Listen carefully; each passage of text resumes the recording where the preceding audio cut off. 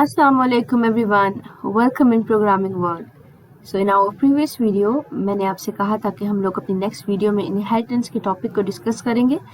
As कि inheritance ऊप का सबसे ज़्यादा बेसिक टॉपिक है और अगर कहें कि ऊप में एक बहुत स्पेशल टॉपिक इनहेरिटेंस ही है तो ये बिल्कुल भी गलत नहीं होगा.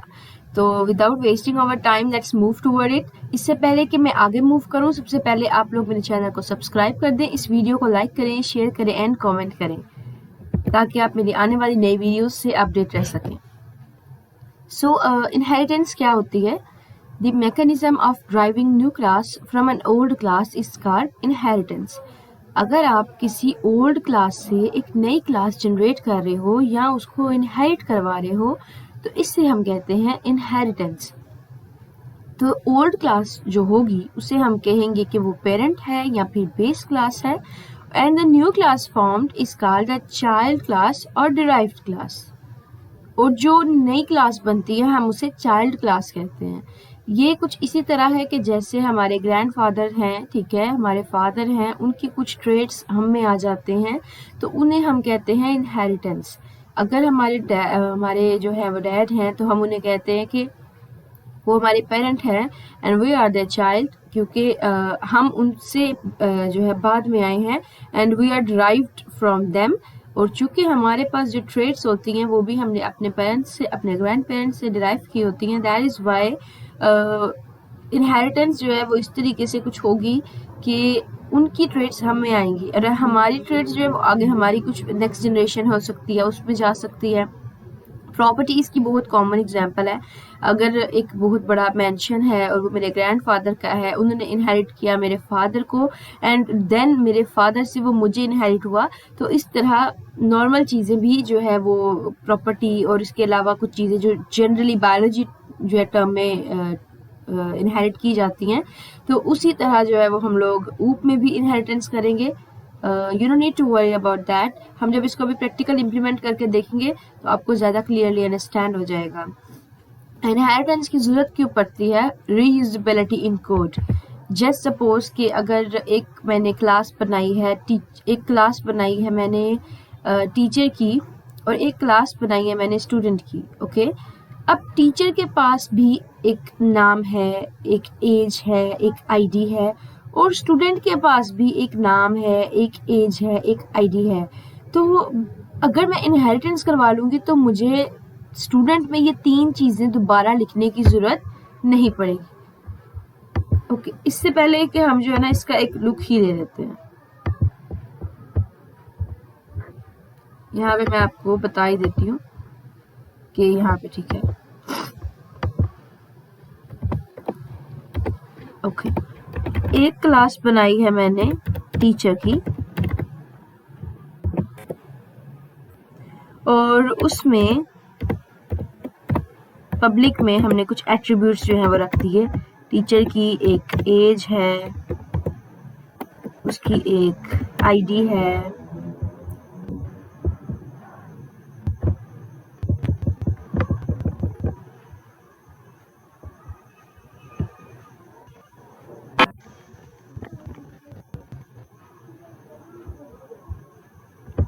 ओके.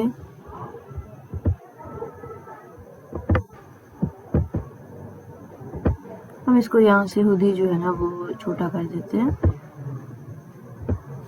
यहाँ पर ठीक है कि एक टीचर है, उसकी कुछ एज हो सकती है, उसकी कुछ आईडी हो सकती है, उसका कोई नाम हो सकता है, और नाम के साथ चले उसकी पे भी हो सकती है. अब जो पे है वो टीचर का ही यूनिक एट्रीब्यूट है, ठीक है. वो हम जो है वो टीचर का स्टूडेंट को वो यूज़ ना भी करे तो इससे कोई फ़र्क नहीं पड़ेगा. अच्छा, अब यहाँ तक जो है वो आप लोगों ने प्रीवियस भी काम किया हुआ है कि हमने सिंपल एक क्लास बनाई, पब्लिक में उसमें एक्सेस स्पेसिफाई यूज़ किया और उसकी age, ID, string name, float वगैरह डिक्लेयर करवा दिया. अब इनहेरिटेंस करनी है हमने. यहाँ पे मैं एक और क्लास बनाती हूँ. क्लास है स्टूडेंट की. आपने कॉलन लगाना है, ठीक है, और आगे लिख देना है पब्लिक टीचर, ठीक है. अब इस मेरे लिखने से क्या हो गया कि अब मैंने स्टूडेंट क्लास को टीचर की क्लास से पब्लिकली इनहेरिट करवाया। पब्लिक इनहेरिट का मतलब होता है कि उसके अंदर जो कुछ भी है वो सब कुछ मैंने इनहेरिट करवा लिया, मतलब उसकी हर चीज़ को हम पब्लिकली मेन में भी जो है वो यूज़ कर सकते हैं और अपनी इस क्लास में भी हम लोग यूज़ कर सकते हैं। मतलब अगर मैं इधर नीचे जाके इसका ऑब्जेक्ट बनाऊं, ठीक है, पब्लिकली इनहेरिट का मतलब ये है कि जैसे अब मैंने यहाँ पे मेन का फंक्शन बनाया ना, और यहाँ पे मैं स्टूडेंट का ऑब्जेक्ट बना रही हूँ, टीचर का नहीं, स्टूडेंट का std बना रही हूँ। तो std के बाद डॉट ऑपरेटर लगाते ही मैं एज, आईडी, नेम पे हर चीज़ को गेट कर सकती हूँ। इसका ये जो है वो फ़ायदा होता है पब्लिक यूज़ करने का। अब जो अगर मैं यहाँ पे एक्सेस स्पेसिफायर में यानी कि class student colon private teacher लिख दूँ तो मैं नीचे वो यूज़ नहीं कर पाऊंगी, मैं सिर्फ उसको क्लास के अंदर वो यूज़ कर पाऊंगी। मतलब अगर स्टूडेंट क्लास में उनको कोई यूज़ है तो वहाँ यूज़ कर पाऊंगी, अदरवाइज नहीं यूज़ कर पाऊंगी। और अगर प्रोटेक्टेड है, आपको पता है 3 तरह के एक्सेस स्पेसिफायर्स होते हैं, प्राइवेट होता है, पब्लिक होता है एंड प्रोटेक्टेड होता है। तो प्रोटेक्टेड में भी हमारे पास हम जो पब्लिक डिक्लेयर्ड होंगे उन्हें यूज़ कर पाएंगे, जो प्राइवेट डेटा मेंबर्स होंगे ना डिक्लेयर्ड, हम उन्हें यूज़ नहीं कर पाएंगे। तो यहाँ तक थोड़ा बहुत जो है वो उम्मीद करती हूँ आपको समझ आया होगा कि व्हाट इज इनहेरिटेंस, इसको कैसे जो है वो हम लोगों ने लेके चलना है। ठीक है, एक काम करते हैं, नेक्स्ट में मूव करते हैं। हमारे पास इनहेरिटेंस की कुछ टाइप्स हैं, तो 5 टाइप्स हैं हमारे पास इनहेरिटेंस की।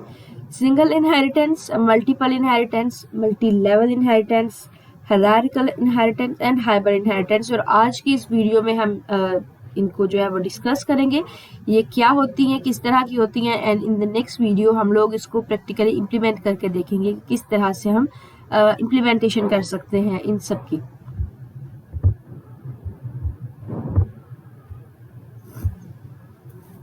तो सबसे पहले सिंगल इनहेरिटेंस, ऐसी इनहेरिटेंस जिसमें आप एक पेरेंट से एक चाइल्ड को इनहेरिट कर रहे हो उसे कहते हैं सिंगल इनहेरिटेंस।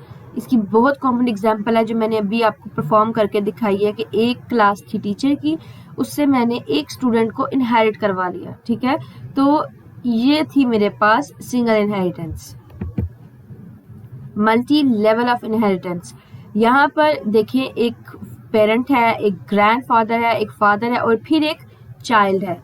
तो इसमें कुछ इस तरह लगा लेते हैं कि एक है हमारे पास क्लास प्रिंसिपल की, एक है हमारे पास क्लास टीचर की और एक है हमारे पास क्लास स्टूडेंट की। हमने प्रिंसिपल से टीचर को इनहेरिट किया और टीचर से स्टूडेंट को इनहेरिट किया। तो अब स्टूडेंट के पास तो सबकी प्रॉपर्टीज आ गई ना, स्टूडेंट के पास अपने टीचर की प्रॉपर्टीज भी हैं, अपने प्रिंसिपल की प्रॉपर्टीज भी हैं।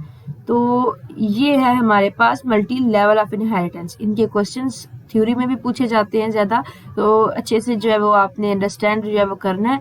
अब हमारे पास एम्बिग्यूटी इश्यूज आते हैं मल्टी लेवल इनहेरिटेंस में, क्योंकि सेम फंक्शंस जो हैं वो इनहेरिट हो रहे होते हैं बार बार क्लासेस से, तो उसके लिए फिर हम फंक्शन ओवरराइडिंग को भी यूज़ करते हैं मल्टी लेवल इनहेरिटेंस में। तो इंशाल्लाह उसको भी हम जो है अपने इस लिस्ट का हिस्सा ज़रूर बनाएंगे। मल्टीपल इनहेरिटेंस, अब सिंगल इनहेरिटेंस और मल्टीपल इनहेरिटेंस थोड़ा एक दो बात का ही फर्क है। अगर हमारे पास 2 पेरेंट्स और एक चाइल्ड हो तो वो होगी मल्टीपल इनहेरिटेंस। ठीक है, कि अगर मैं प्रिंसिपल और स्टूडेंट दोनों को एक साथ इनहेरिट करवा सी को इन दोनों से इनहेरिट करवा लूँ तो वो होगी मेरे पास मल्टीपल इनहेरिटेंस। इसको भी जो है ना हम इधर लिख के देखते हैं। ओके, चलिए यहीं पे देख लेते हैं। अगर मेरे पास यहाँ पे एक और क्लास हो ना,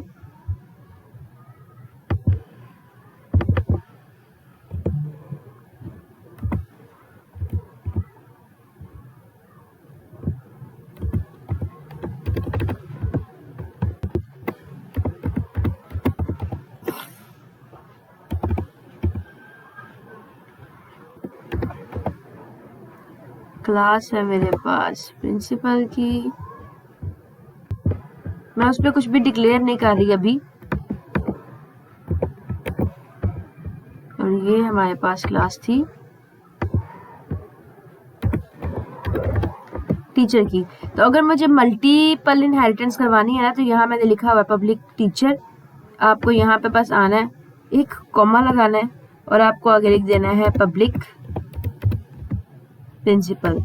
यानी कि जो भी आप पब्लिकली कर रहे हो, आपकी रिक्वायरमेंट तो आपके कोड के अकॉर्डिंग है ना कि आपने किस तरह की चीज़ें हैं उसको पब्लिकली इनहेरिट करवाना भी है या नहीं, ताकि वो मेन में एक्सेस हो सकेगा या नहीं। तो ये चीज़ें जो है वो डिपेंड करती हैं आप पर।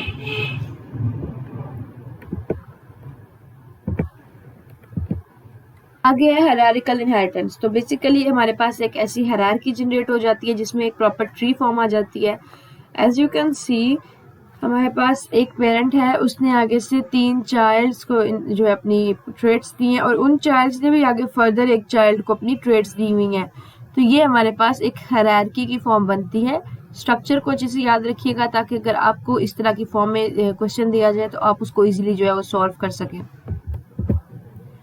और हाइब्रिड इनहेरिटेंस, इसको मोस्ट ऑफ ऑल हम डिस्कस नहीं करते इतना ज़्यादा, पर फिर भी आपको पता होना चाहिए कि ऐसी इनहेरिटेंस की जिसमें हम 1 या 2 इनहेरिटेंस का कॉम्बिनेशन बना लें, उससे हम कहते हैं हाइब्रिड इनहेरिटेंस। एग्जाम्पल के तौर पे अगर हम सिंगल और मल्टीपल इनहेरिटेंस को जोड़ लें, ठीक है, एक तरफ सिंगल हो रही है और साथ ही मल्टीपल भी हम करवा रहे हैं, तो वो हो जाएगी हाइब्रिड। ये उसकी एग्जाम्पल आप देखें कि ऊपर हमारे पास एक तरफ सिंगल इनहेरिटेंस भी हो रही है कि व्हीकल से हमने ट्रक को जो है वो इनहेरिट करवाया है, और दूसरी तरफ मल्टीपल हो रही है कि व्हीकल से कार और कार से आगे इलेक्ट्रिक और पेट्रोल। तो ये हमारे पास इसकी एक एग्जांपल आ सकती है बड़ी कॉमन सी। सो आज के जो है वो हमारे टॉपिक का यही हिस्सा था, ठीक है, इनहेरिटेंस का। तो जिसमें हम लोगों ने डिस्कस किया इनहेरिटेंस क्या होती है, उसके 5 टाइप्स होती हैं इनहेरिटेंस की, सिंगल मल्टीपल, और हमने एक एक टाइप को भी डिस्कस किया है। इंशाल्लाह नेक्स्ट वीडियो में हम उसको डेफ के ऊपर प्रैक्टिस करके देखेंगे कि इन्हें किस तरह से यूज़ किया जा सकता है। So hope you will understand. If you have any query, then you can mail me. My email will be in the description, and do not forget to subscribe and comment. So तब तक के लिए अल्लाह हाफिज़ and stay blessed.